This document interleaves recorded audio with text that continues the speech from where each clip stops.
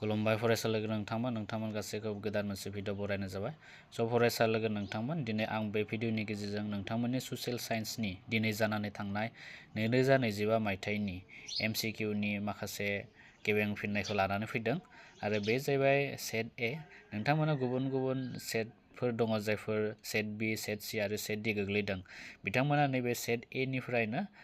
गेबें फिननायखौ सायख'नानै लानो हागोन। नोंथांमोना सोंथिखौ नायलांब्लानो जाहैबाय, अब्ला नोंथांमोना गावबा गावनि सेटनि एन्सारखौ दिहुनना लानो हागोन। दा बे जाहैबाय सेट ए।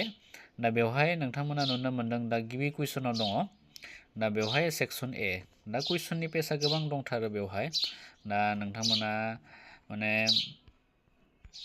कुइसन पेपारखौ नुनानै गोमोदों जानांगौ। जायखिजाया दा बेफोर गासैबो नोंथांमोननि ससियेल साइन्सनि बिजाबनिफ्रायनो होनाय जादों। नोंथांमोना आथिखालनि जा कुइसन पेटार्नाव चेन्ज जाबोगासिनो दङ, बा दा बेखायनो नोंथांमोना मोनसे थांखि लानांगोन जे मोजाङै लेसनफोरखौ बुजिनायनि। मोजाङै लेसनफोरखौ बुजिब्लानो बेफोर सोंथिनि फिननायखौ नोंथांमोना रोखायै होनो हागोन। दा गोबाव खालामालासे बेवहाय 1 नाम्बार सोंथिखौ नोंथांमोना नाय। दा बेवहाय 1905 मायथाइनि बंग सोखावनायनि बागै गाहायनि बबे बुंथिया थार, बबे बुंथिखौ थार होनना बुंदों। दा बेखौ लेसनखौ मोजाङै फरायनांगोन, अब्लासो नोंथांमोना बेनि फिननायखौ रोखायै होनो हागोन। दा आं सोंथिखौ फरायबाय थालिया, गोबां गोलाव जागोन भिडिअआ। आं नोंथांमोना डाइरेक्टलि बेवहाय सोंथिखौ फरायालाबासिनो आङो डाइरेक्टलि राइट एन्सारा बबे जागोन बेखौ आं नोंथांमोननो होनो नागिरबाय। आं सोंथिखौ फरायखांबाय आरो फरायखांनानै नोंथांमोननो एन्सार किखौ आं लानानै फैदों। दा बेखायनो आङो बेखौ फरायबाय थालिया, डाइरेक्ट सोंथिनि फिननायखौ आं होनो नागिरदों। दा बेवहाय सेट ए खौ नोंथांमोना नायलां, जाय सेट ए आ गोग्लैदों बिथांमोननि थाखाय नैबे माने भिडिअआ गोबां हेफाजाब होगोन। आरो गुबुन गुबुन सेट बी, सेट सी, सेट डी गोग्लैनाय फरायसाफोराबो बे भिडिअनिफ्रायनो गावबा गावनि फिननायखौ दिहुननानै लानो हागोन। दा बेवहाय कुइसन नाम्बार 1 नि जा राइट एन्सार, बेनि जा राइट एन्सारा जागोन अप्सन बे जागोन ए। अप्सन ए आ जागोन। बेनिफ्राय नेक्स्ट कुइसन नाम्बार 2। कुइसन नाम्बार 2 नि जा राइट एन्सार बेहे जाहैबाय, गोबां माने सिंथिंजाय बोख्लायबासो एन्सारखौ मोननो हायो। दा बेनि जा राइट एन्सार बे जाबाय अप्सन सि आ जागोन। ब्रिटिशनि बंग सोखावनाय खान्थिजों बिथाङा गोसो गोरोबाखैमोन। अप्सन सि खौ होब्लानो जाहैबाय नोंथांमोना। नेक्स्ट कुइसन नाम्बार 3 आव दङ। दा कुइसन नाम्बार 3 नि जा राइट एन्सार, बेवहाय सोंथिनि जा राइट एन्सार, गोबां गोलाव गोलाव कुइसनफोरा। दा बेनि जा राइट एन्सार कुइसन नाम्बार 3 निया अप्सन बी। बी आ जागोन। बे बियाव दङ ए आ थार, नाथाय आर आ थार नङा। अप्सन बी आ जागोन राइट एन्सार। नेक्स्ट कुइसन नाम्बार 4। कुइसन नाम्बार 4 आ दङ। कुइसन नाम्बार 4 नि जा राइट एन्सार बे जाहैबाय अप्सन ए, अरबिन्द घोष बे जाहैगोन। बेनिफ्राय नेक्स्ट कुइसन नाम्बार 5। कुइसन नाम्बार 5 नि जा राइट एन्सार बे जाहैबाय, बेयाव स्टेटमेन्ट दङ। बेबो माने बुंथिफोरखौ मोजाङै गोसो होना फरायनांगोन, अब्लासो नोंथांमोना एन्सारखौ दिहुननो हागोन। दा बेनिफ्राय फैयै फैयै बेनि जा कुइसन नाम्बार 5 नि जा राइट एन्सार बे जाहैबाय अप्सन बी। अप्सन बी आ जागोन राइट एन्सार। 2 आरो 3 आ गेबें जागोन बेवहाय। बेनिफ्राय नेक्स्ट कुइसन नाम्बार 6। कुइसन नाम्बार 6 नि जा राइट एन्सार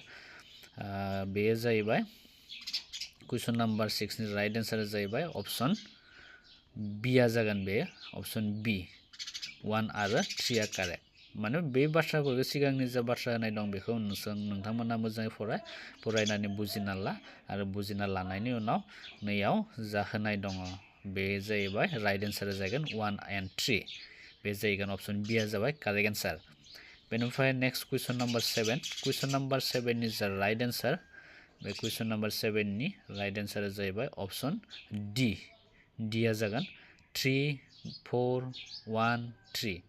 1, 2 बे जाहैगोन। माने बेवहाय माने नोंथांमोनखौ मा खालामनो होदों, बे जारिमिननि जाथायफोरखौ नायनानै साजायनो होदों आरो बेवहाय बबे फार्स्ट बबे गिबियाव जाग्रोनाय बेबायदि। दा बेखायनो नैबे कुइसन नाम्बार डी आ जागोन राइट एन्सार। बेनिफ्राय नेक्स्ट कुइसन नाम्बार 8। कुइसन नाम्बार 8 नि जा राइट एन्सार बेबो जाहैबाय अप्सन डी। अप्सन डी आ जागोन राइट एन्सार। बेयाव जाहैबाय मा दङ, ए आरो आर मोननैबो थार, नाथाय आर आ ए नि गेबें बेखेवथि नङा। अप्सन डी खौ नोंथांमोना होनो नांगोन बेवहाय।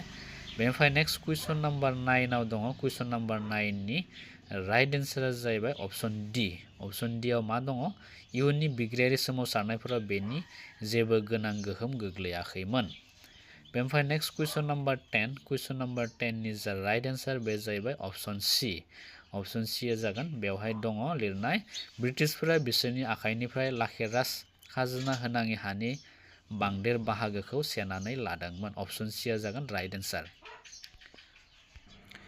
नेक्स्ट सोंथिया दङ कुइसन नम्बर 11 कुइसन नम्बर 11 बेवहाय सोंथिनि जा फिननाय बे सोंथिनि फिननाया जाहैबाय ऑप्शन डी जागोन कंग्रेस मावथिफोरनि दैदेननायाव गोख्रों कानि बेरेखा हाबाफारि आजावदोंमोन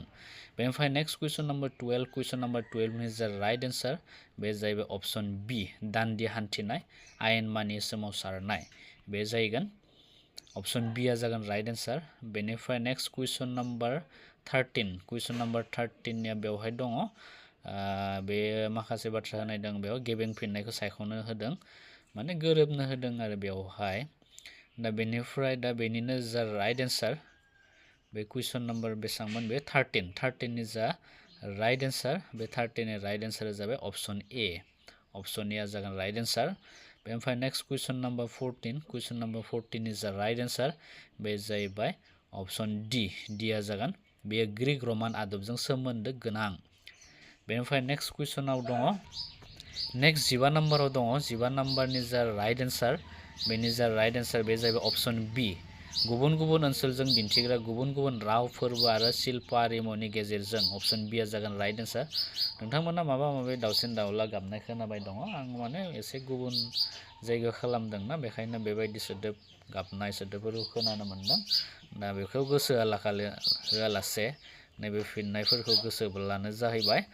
बेनिफ्राय नेक्स्ट कुइसन नम्बर 16 दङ कुइसन नम्बर 16 नि जा राइट एन्सार बे जाहैबाय ऑप्शन बेवहाय ए जाबाय राइट एन्सार बेनिफ्राय नेक्स्ट कुइसन नम्बर 17 नि जा राइट एन्सार बे जाहैबाय बेनि जा राइट एन्सार जाहैबाय माने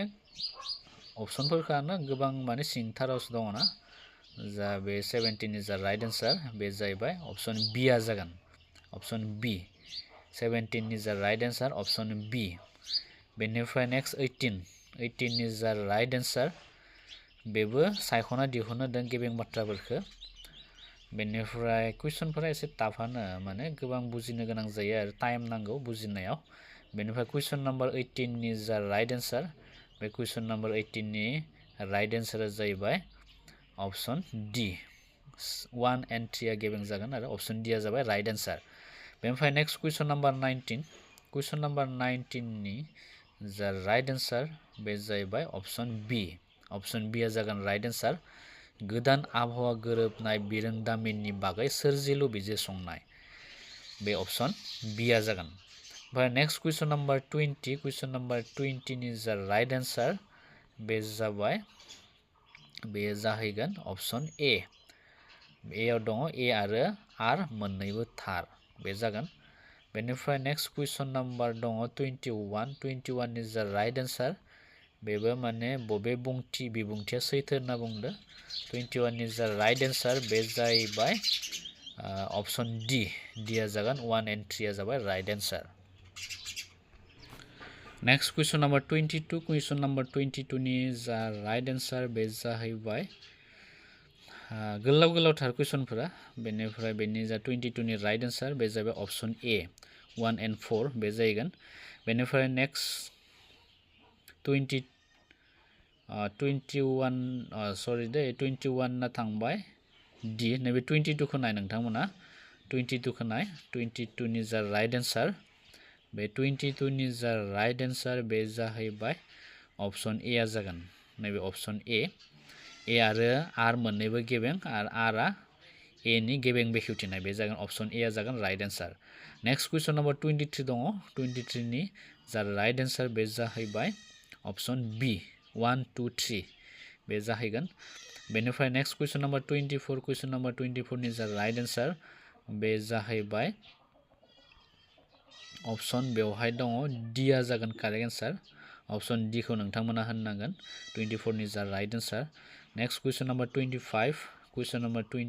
नि जा राइट एन्सार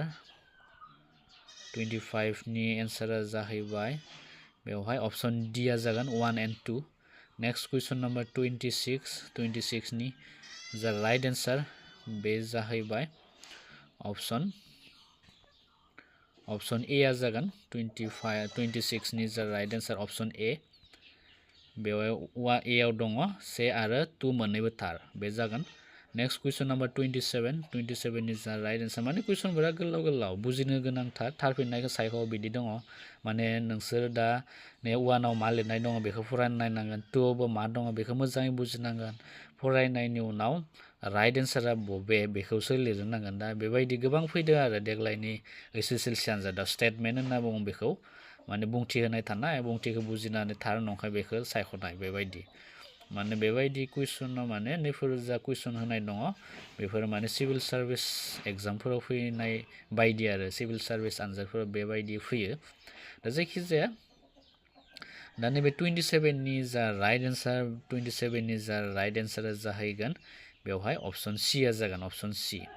बेनिफ्राय नेक्स्ट क्वेश्चन नम्बर 28 नि जा राइट एन्सार बे जाहैबाय माने गासैबो स्टेटमेन्ट टाइप ऑप्शन ए आ जागोन 28 ना 1 and 2 बेनिफ्राय नेक्स्ट क्वेश्चन नम्बर 29 आव बेबायदिनो माने बुंथि थागोन थार नंखाय बेखौ मिथिनांगोन बुजिनांगोन बेनिफ्राय 29 नि जा राइट एन्सार बे जाहैबाय ऑप्शन बे जागोन ऑप्शन बी आ जागोन राइट एन्सार ऑप्शन बी बेनिफ्राय नेक्स्ट क्वेश्चन नम्बर 30 आव दङ आरो बेखौ बुजिनांगोन गाहायनि बबे जराया गिबिङै गोरोबनानै दङ गोरोबनानै थानायखौ सोंदों बेनिफ्राय दा बेनि जा राइट एन्सार बे जाबाय ऑप्शन डी साहा आमेरिका बेनिफ्राय डेथ भेलि बे जागोन नेक्स्ट क्वेश्चन नम्बर 31 नि जा राइट एन्सार बे बुंथि होनाय दोङो बे जाहैबाय मालाबा बेफोरखौ आं सम लानानै नोंथांमोननो मोजां एक्सप्लेन खालामना होगोन सोंथिनि फिननायफोरखौ आरो मानो बेबायदि जाखो दा आं अनलि फिननायखौल'सो होनायावनो बेबायदि गोबां गोलाव जादों भिडिअ'आ दा आरो बेखौ एक्सप्लेन खालामनांगौ गोबां गोलाव जाबावगोन आरो दा 31 नि जा राइट एन्सार जाहैबाय ऑप्शन डी बेनिफ्राय नेक्स्ट सरि दे नैबे कुइसनखौनो आङो 31 नि सिङावबो मा दङ 31आनो मोननै जाबाय माथो बेवहाय नेक्स्टआव नायदो नोंथांमोना 31 नि एन्साराथ' डी जाहैबाय बेनिफ्राय नेक्स्ट 32 खौ नाय 32 नि जा राइट एन्सार कुइसन माने फट' खालामनाय डाबल खेबलांदो बेखायनो बेबायदि जादों 32 नि जा राइट एन्सार 32 नि राइट एन्सारा जाहैबाय बेवहाय ऑप्शन बी आ जागोन बी ऑप्शन बी आ जागोन 32 नि राइट एन्सार बेनिफ्राय नेक्स्ट कुइसनाव दङ 33 नि जा राइट एन्सार बे जाहैबाय ऑप्शन डी आ जागोन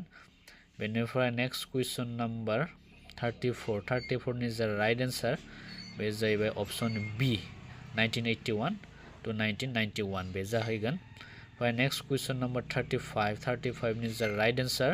बे जाहैबाय ऑप्शन डी आ जागोन 1 2 3 बे जागोन ओमफ्राय नेक्स्ट कुइसन नम्बर 36 दा कुइसन नम्बर 36 नि जा राइट एन्सार बे जाहैबाय ऑप्शन बेवहाय दङ 36 नि जा राइट एन्सार ऑप्शन डी आ जागोन राइट एन्सार 37 नि जा गिबिं फिननाय राइट एन्सार 37 ना ऑप्शन बी बेनिफ्राय नेक्स्ट कुइसनाव दङ 38 नि जा राइट एन्सार बे जाबाय ऑप्शन बी 2 and 4 ऑप्शन बी आ जागोन 2 आरो 4 थानाया बेनिफ्राय नेक्स्ट कुइसन नम्बर 39 नि जा राइट एन्सार 39 नि राइट एन्सारा जाहैबाय ऑप्शन बे ए आ जागोन से आल' थार बे ए नाम्बारा जायो बेनिफ्राय नेक्स्ट कुइसन नम्बर 40 नि जा राइट एन्सार बे जाहैबाय ऑप्शन बे जागोन ऑप्शन ए आ जागोन ए बे 40 नि राइट एन्सारा जाबाय ऑप्शन ए बेफोरखौ फरायना नायब्लानो जाबाय आरो नोंथांमोना बेनिफ्राय नेक्स्ट कुइसन नम्बर 41 सरि दे फिसा जालांबाय थादो बेनिफ्राय 41 नि बेवहाय गोलावथार दङ सोंथिया माने बुजिनो गोनांथार सोंथिफोरा 41 नि जा राइट एन्सार बे जाहैबाय option be fixed deposit account बे जागोन नेक्स्ट कुइसन नम्बर 42 नि जा राइट एन्सार 42 निया जायो ऑप्शन बी ऑप्शन बी आ जागोन right answer next question number 43 नि जा राइट आंसर बे जाहैबाय ऑप्शन बे जायगोन 43 नि राइट आंसरा ऑप्शन डी आ जागोन डी आव मा दङ से सैथो नङा आरो 2 आ सैथो बे जागोन नेक्स्ट 44 आ जाहैबाय मा सोंदों नीति आयगनि आफादगिरिया जाबाय बे जाहैबाय गाहाय मन्थ्रि जायो प्राइम मिनिस्टारा जायो बेनिफ्राय नेक्स्ट एमसीक्यू नि लास्ट जोबथा क्वेश्चन एमसीक्यू नि जोबथा क्वेश्चना जाबाय 45 बेवहाय मा सोंदों बेवहाय सोंदों कारेक्ट एन्सारखौ सोंदों गिबिं फिननाय सायख'ना दिहुननो होदो दा बेनि जा राइट एन्सार बे जाबाय ऑप्शन डी आ जागोन राइट एन्सार स' फरायसा लोगो नोंथांमोन बेखिनियानो जाबाय सेट ए नि एमसीक्यू नि गिबिं फिननायफोर बेनिफ्राय उननि समाव माने जा बिथिं लिरनाय दंमोन आरो बे लिरनाय थानायफोराबो एसे माने मेकिंआनो फैजोबदो प्राय माने लेसनखौ बुजिनांगौ बुजियाब्ला बेफोरनि फिननायखौ होनाया गोब्राब आरो नोंथांमोना दा बे सोंथिनि फिननायफोराव बेसेबां एन्सार राइट जाखो आरो बेसेबां मोननो हागोन 45नि मादाव बेखौ नोंथांमोना कमेन्ट सेक्सनाव कमेन्ट खालामहरदो आरो दिनैनि पेपारा नोंथांमोननि बायदिब्ला माबायदि जादों गोरा फैदों इजि मोनदों बेफोरखौ एसे कमेन्टआव फोरमायहरदो थारैनो पेपारा माने गोबां गोलाव सोंथिफोरखौ माने मोजाङै बुजिनो हाब्लासो फिननायफोरखौ रोखायै होनो हागोन दा जायखिजाया बे जाहैबाय नोंथांमोना सोरबाफोर जुदि थांखि दङ सिभिल सार्भिस एग्जामिनेसन होनायनि यूपीएससी एपीएससी होनायनि बेफोरबायदि गोबां फैयो नोंथांमोना यूपीएससी बा एपीएससी नि पेपारफोरखौ नायोब्ला बुजिनो हागोन बे रोखोमनिनो फैयो नोंथांमोना बेखौ माने बेनि थाखाय माने गोबां फरायनो गोनां जायो दा नैबे ससियेल साइन्सखौ जेरैबायदि पेपार बानायदों दा बिदिनो सिभिल सार्भिसनि एग्जामनि पेपारफोरखौ बेबायदिनो बानायनाय जायो दा जायखिजाया बेफोरखौ आं सावरायबाय थालिया दा नोंथांमोननि जा मेट्रिक आनजाद 2025 बे 2025 नि मेट्रिक आनजादनि आनजादा खायफा फरायसाफोरना दिनै जोब्बाय आरो सानैसो फरायसाफोरा जायफोर एडभान्स दङ हिन्दी दं बिसोरना 3 मार्चआव जोबगोन आरो जायफोर दिनै जोब्बाय एसएसएलसी आनजादा बिथांमोना गासै मेट्रिक आनजादाव बेसेबां पार्सेन्ट मोननो हागोन गावनि आइडियाजों बा गावनि सानखांनायजों गावनि लिरनायजों बेफोरखौ कमेन्ट सेक्सनाव कमेन्ट खालामहरदो बेसेबां पार्सेन्ट मोननो हागोन सोर फरायसाफोरा स्टार मोननो हागोन बा डिस्टिंसन मोननो हागोन बेफोरखौ कमेन्ट सेक्सनाव कमेन्ट नुयोब्ला जोंबो भिडिअ बानायनो थाखाय थुलुंगा मोनो